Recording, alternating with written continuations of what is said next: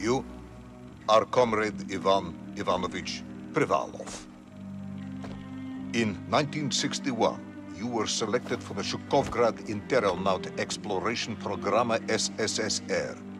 Despite failing your basic physical and being caught cheating on your entrance exams, on the morning of the 12th of April 1962, you boarded a rocket drill containing the experimental device Little Orpheus, with the purpose of descending through the Earth's crust to discover the relative hollowness of the interior and its suitability for colonization.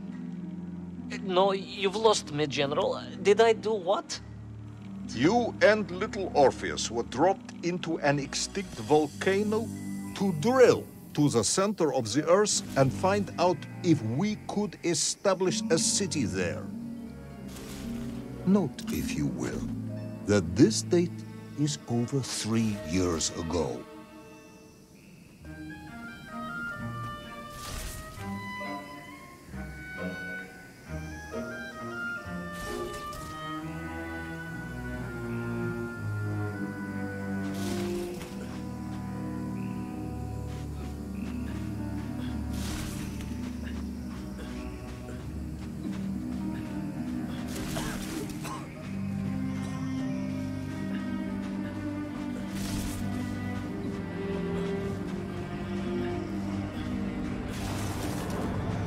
Ivan Ivanovich, can you describe Little Orpheus to me? Of course. It was large and round and had something of a disagreeable smell. I was referring to its technical specification. Well, General, I am no man of science, but it had this radio thing that I was supposed to use to let the surface know I had arrived, and some sort of battery wrapped in this lead box. But I was told to not touch anything under any circumstances, and I did notice the engineers who worked on it were quite a shifty bunch.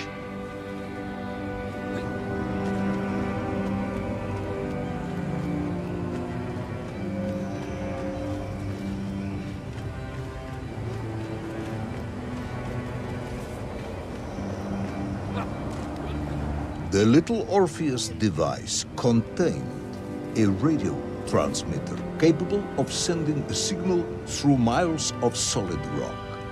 In order to boost this, a powerful energy source was required. An atomic bomb, Comrade Privalov. An atomic bomb that you have lost somewhere below the Earth's crust. Ah, yes, that bomb. Of course, General. I can explain everything. But it is a long and somewhat complicated story. And let me assure you, this is not a case of milking chickens. But you won't understand where your bomb and Little Orpheus has ended up unless I start at the very beginning and you let me tell you where I've been for the last 3 years.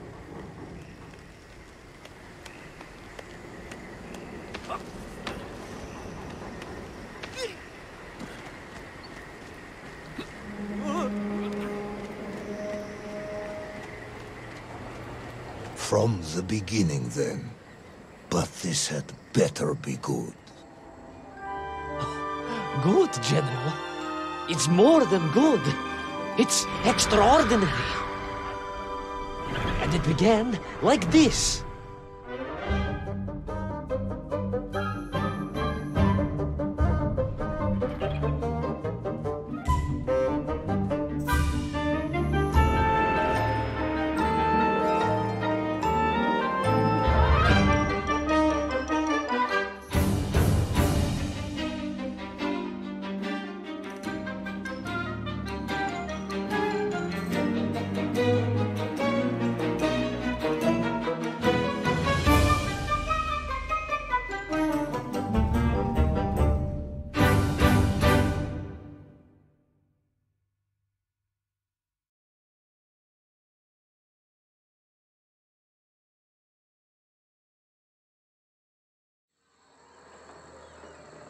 An extraordinary sight. I realized this must be the fabled land of Plutonia, as documented by the brilliant scholar Obruchev. A trail of destruction carved by the rocket drill led down into the wild and mysterious jungle. The rocket drill itself must have snapped in half somewhere below Kamchatka, and little Orpheus bounced out and became lost in that prehistoric forest. If I was ever to get home, my mission was clear: to find little Orpheus.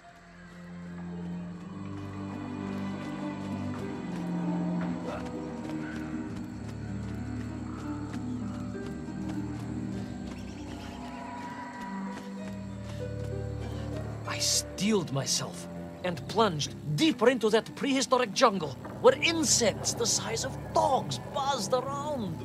Dogs?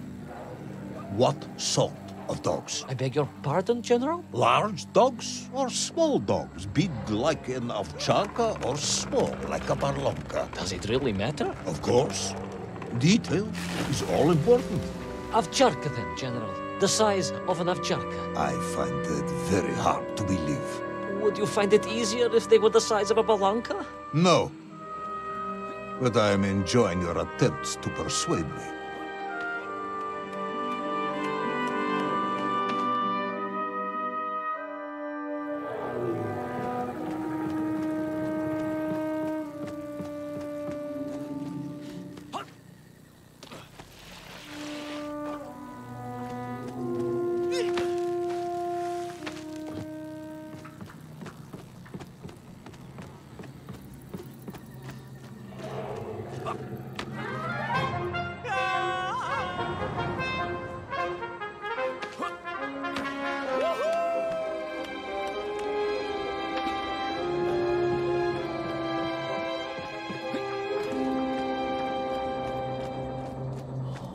Another part of the rocket drill. But still no sign of little Orpheus.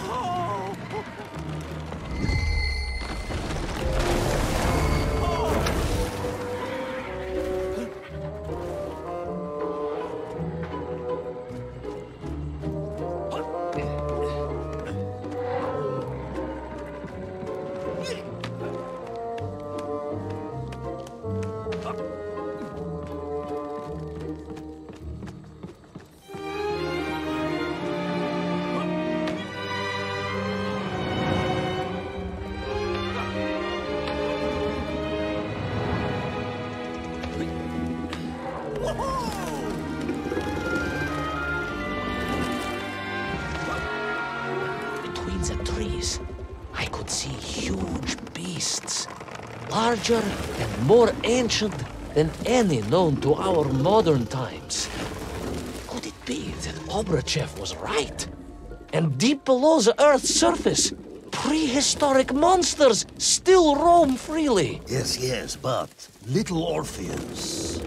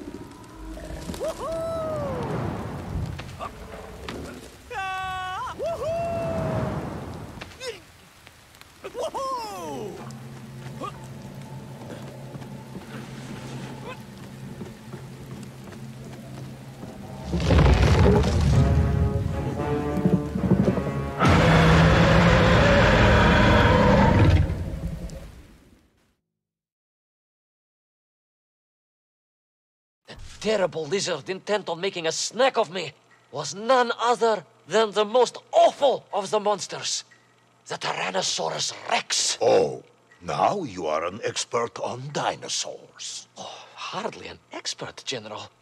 Just educated by the best schools in the world, like all good socialists. And I remembered one crucial thing. I'm listening. Well, its greed is without bottom, its hunger is ferocious, but its brain is absolutely tiny. So, it can roar and roar as much as it likes, but it will never be a match for the sharpened mind of the good Soviet worker. All I needed was a plan to outwit the monster.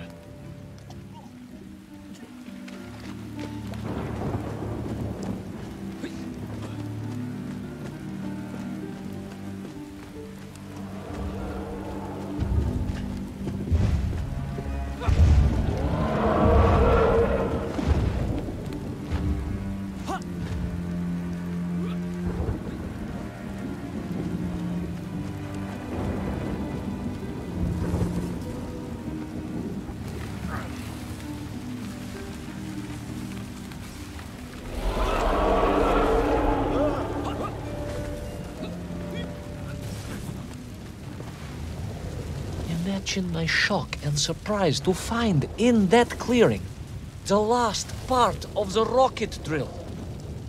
More shocking was the fact it had been ransacked. Someone had made off with the tools, the weapons, the rations, and the spare parts for the Pragviev. I began to suspect foul play. Perhaps little Orpheus was not lost at all, but stolen.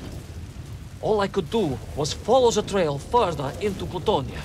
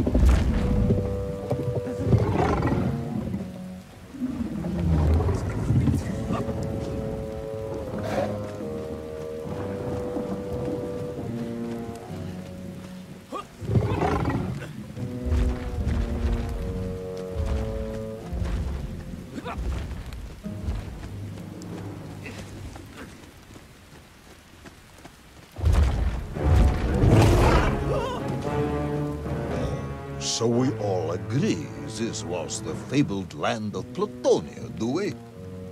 I don't remember accepting that.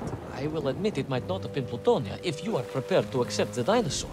This isn't a negotiation, Ivan Ivanovich. General, you can disagree all you like, but there's very little you can do to persuade me it wasn't a dinosaur. I might not be able to persuade you, but I can always have you shot.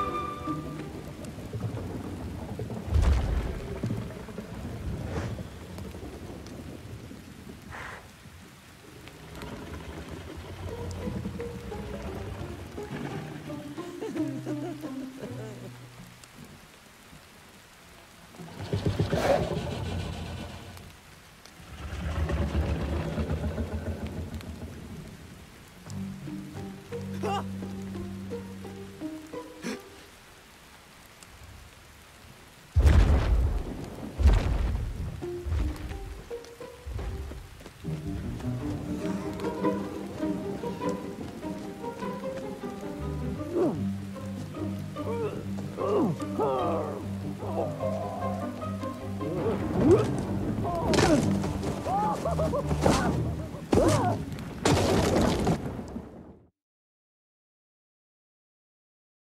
hid in an egg. Yes, General.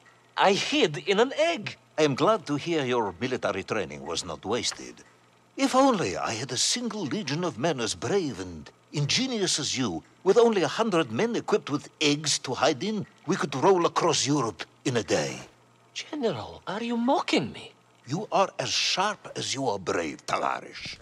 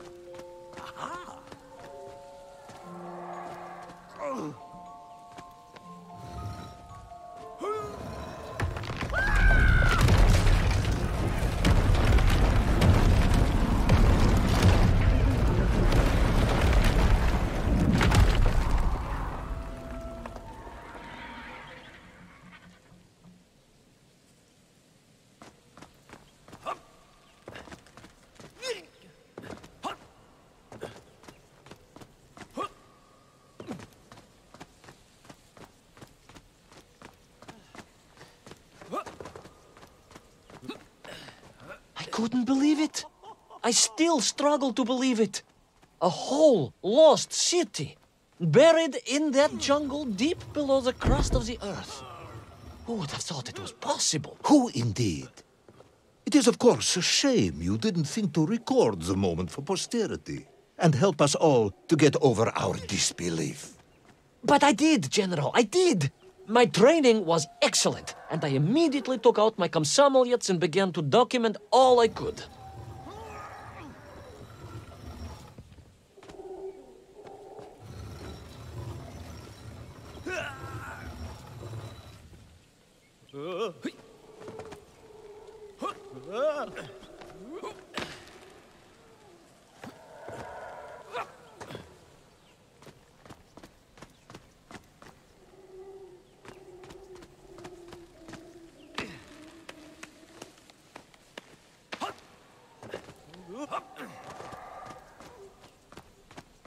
So, where is this camera now, then? Ah, General, yes. What of course I meant to say was my training was excellent, and I immediately reached for my camera, only to realize it must have been torn from my utility belt in the crash and lost forever in that forgotten jungle.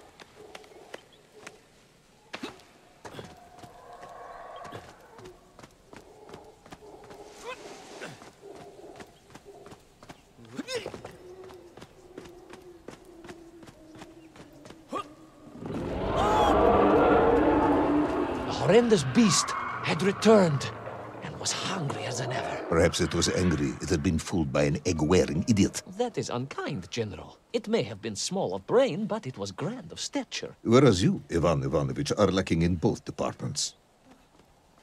Presuming there were no more eggs to hide in, did you have a new plan? I did, General.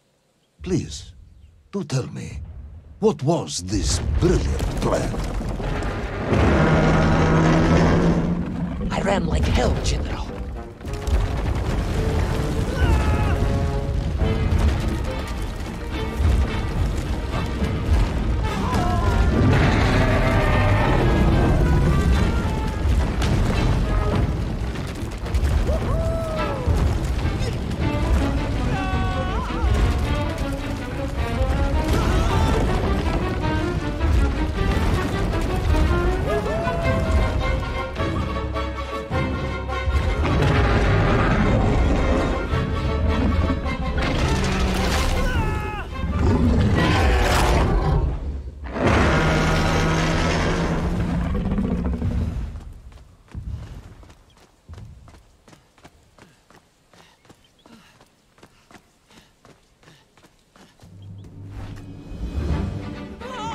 Will our intrepid yet doomed hero survive the jaws of the ferocious dinosaur? Will he meet his end miles underground as an aperitif for a ravenous raptor? What dark secrets could be buried in the lost city of Agatha? Will the general ever discover the location of his lost bomb? All of these questions and more will be answered in the next exciting episode of Little Orpheus!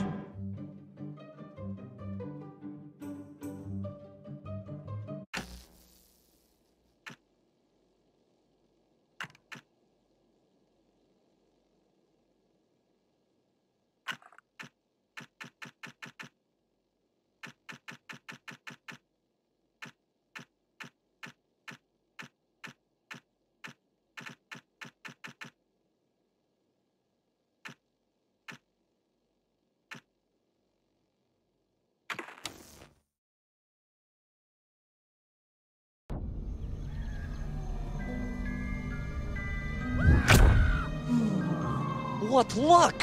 What a miracle!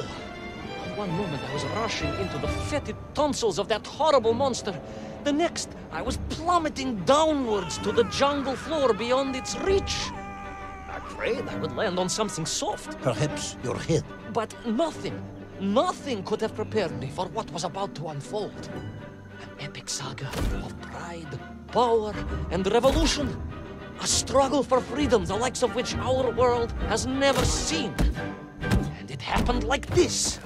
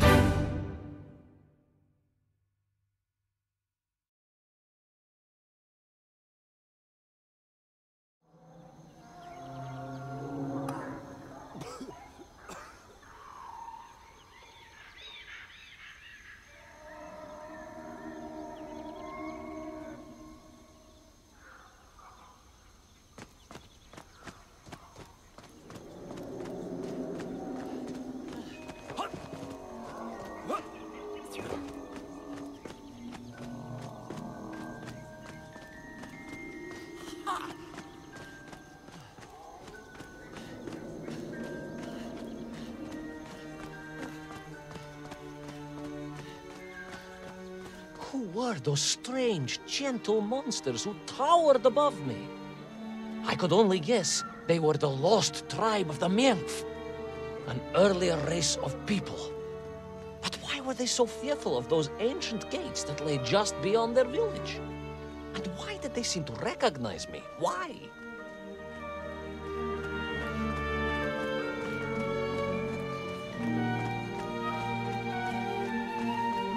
Yes, I'm also wondering why. No, a как же, General? Who was I to question such things? Trapped as I was deep underground. I was more curious, I must admit, about the location of little Orpheus.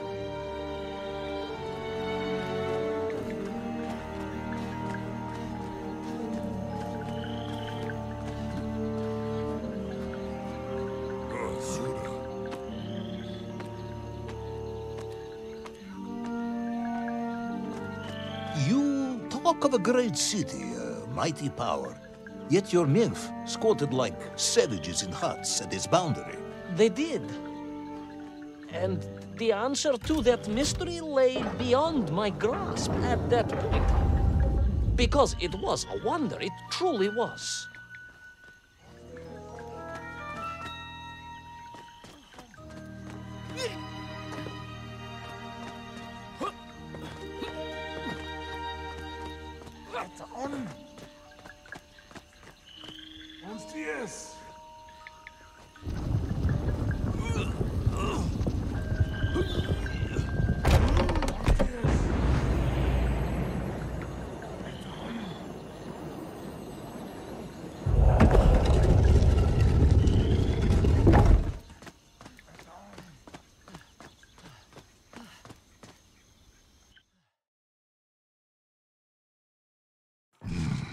The lost city of Agartha. I hope I may one day see it myself. Oh, General, if only you could. Unfortunately, as I shall explain, should you seek Agartha now, you wouldn't find it. It has been utterly destroyed.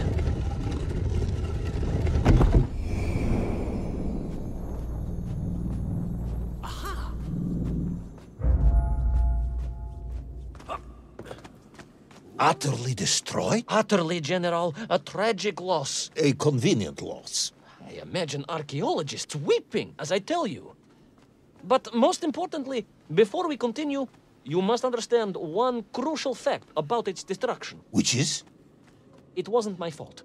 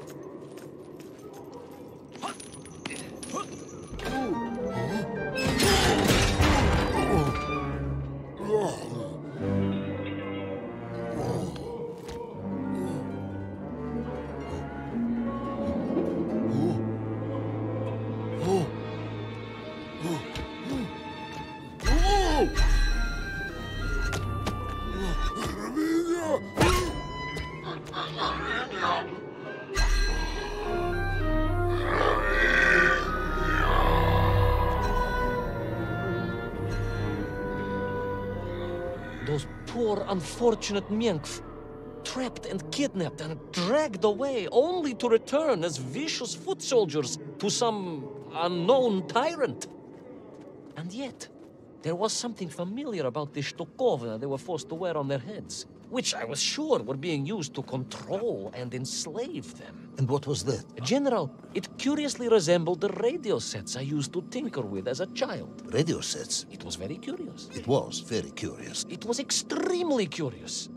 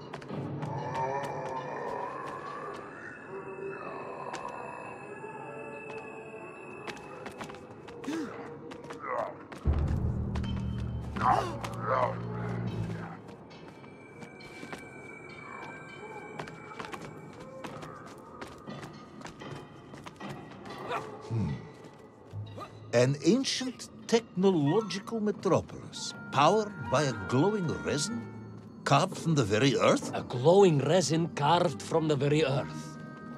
Do you see, General? I fear you are about to enlighten me.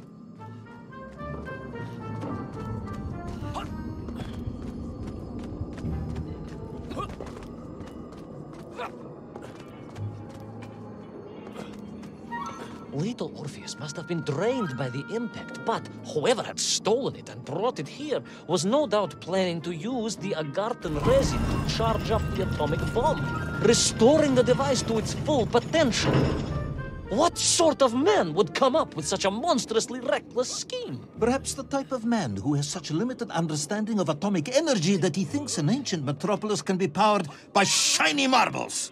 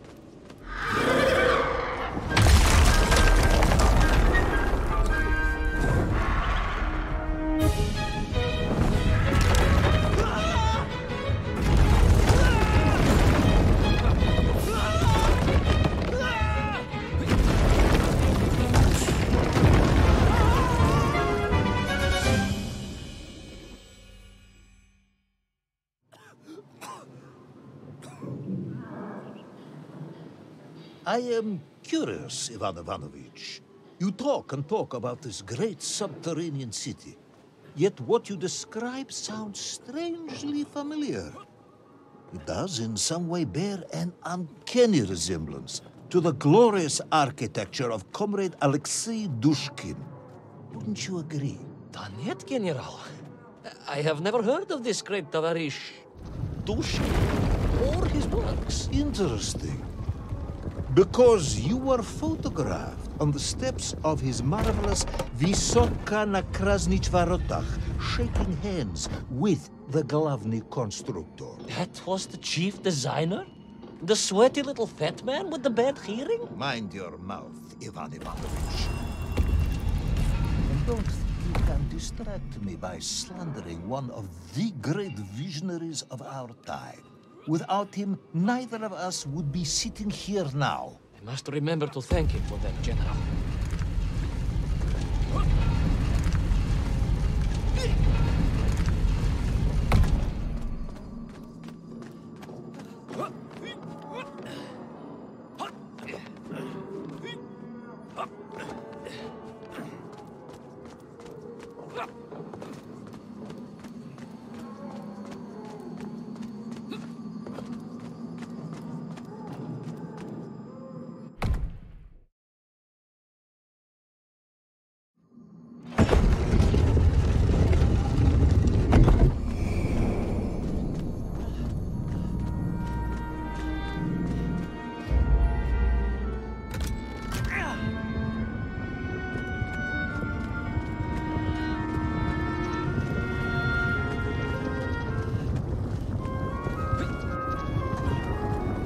Those enslaved mink were trying to stop me. I was sure of that now. I find myself sympathizing with them, I must admit. No, General, then I have failed to win you over. Uh-huh. A point of agreement at last.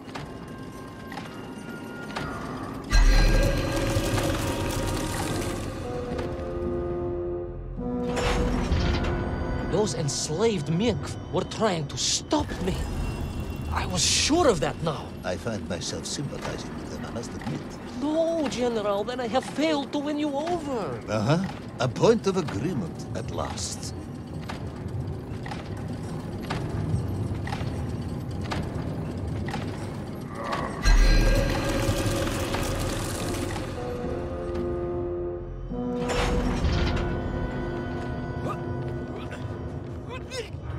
Those enslaved mink were trying to stop me. I was sure of that now. I find myself sympathizing with them, I must admit. No, General, then I have failed to win you over. Uh-huh. A point of agreement at last.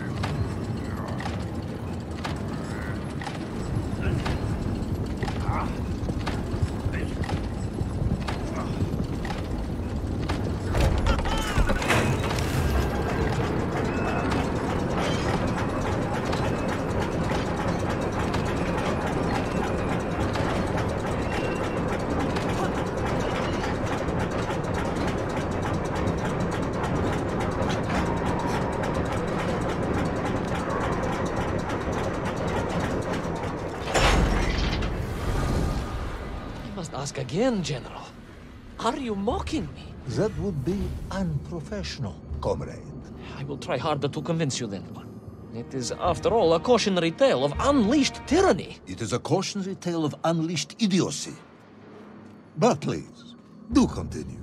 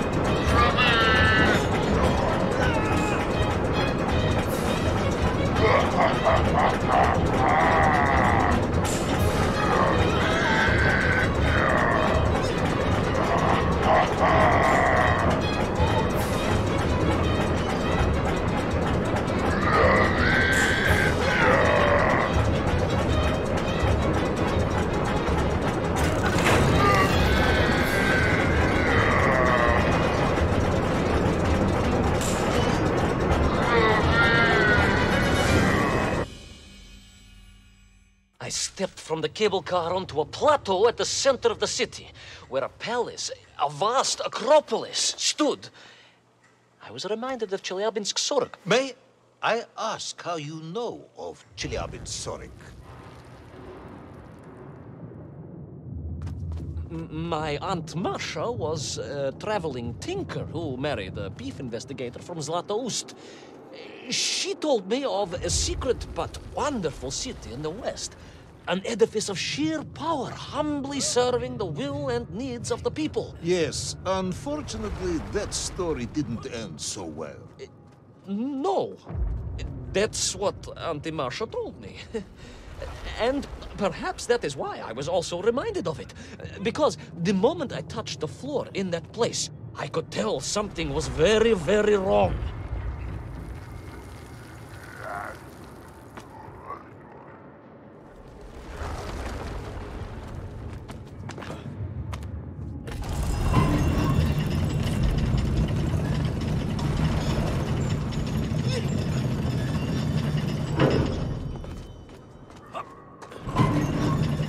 Began to shake, alarming me, and the whole city felt as if it was shuddering. I could only imagine what I would find in the heart of the vast temple. If it isn't a giant glowing marble, I'm going to be very disappointed.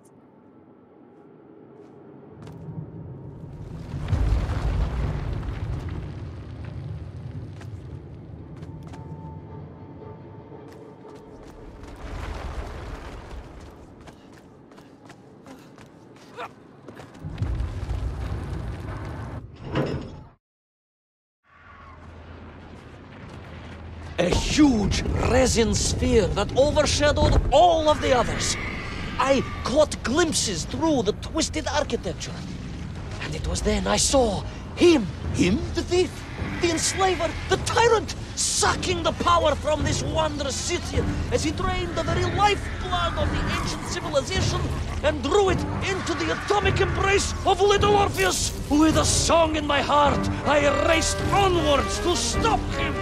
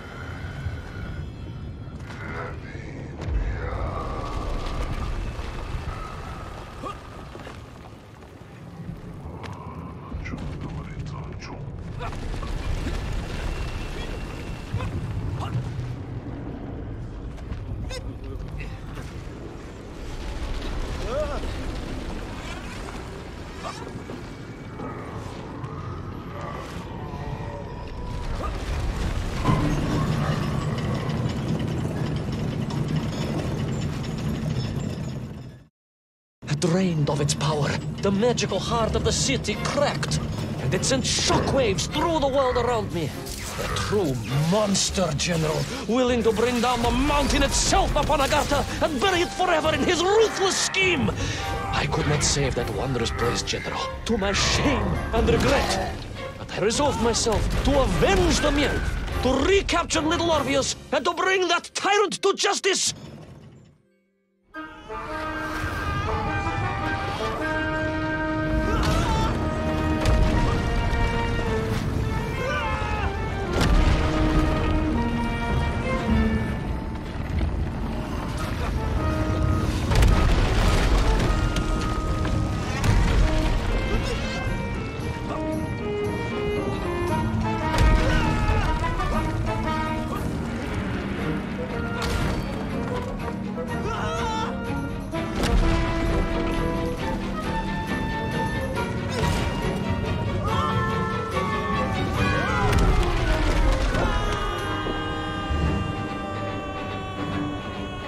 Will our plucky yet careless hero fall forever through those unknown skies? Will he discover the identity of the brutal thief commanding the army of the Menkth? What chance does he have of ever returning to his beloved homeland? How long can the General's patience last? All of these questions and more will definitely be answered in the next exciting episode of Little Orpheus!